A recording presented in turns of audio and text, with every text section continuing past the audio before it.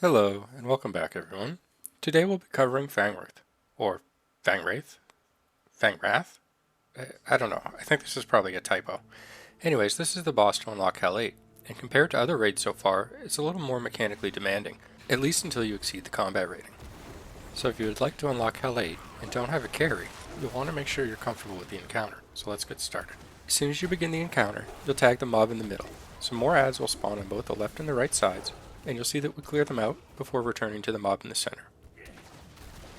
Once everything's clear, you'll see a brief cutscene, and I apologize if you hear an audible sigh from me during this time.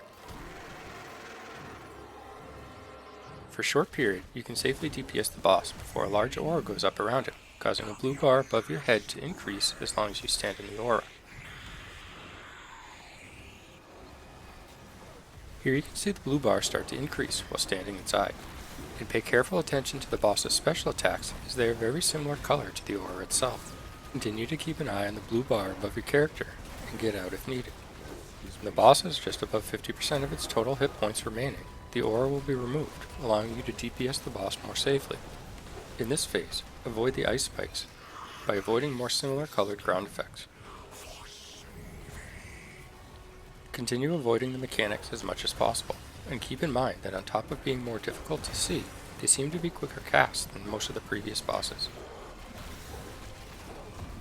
As the boss nears a little over 25% of his total hit points remaining, we'll begin another phase.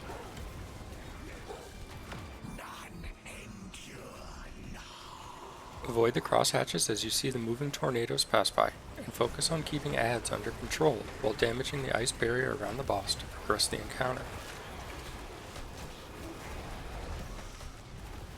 When the boss does its next emote, the aura will resume, and this time you'll notice pillars begin getting summoned as well. At this point, I need to help break an ice block and light a fire to remove my debuff from the aura. Clear the adds out and protect the player while the fire is lit. Stand by the lit fire to remove your debuff over time. And note that you may need to do this more times during the encounter. It's fairly subjective to the overall power level and combat rating of your raid group.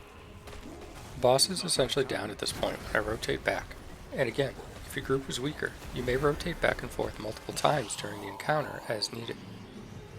The overall strength of this group is strong, as it's one of the first on the server to clear, and I wouldn't expect the clear speed to be this quick for most players, so focus on getting the mechanics down if you want to be successful.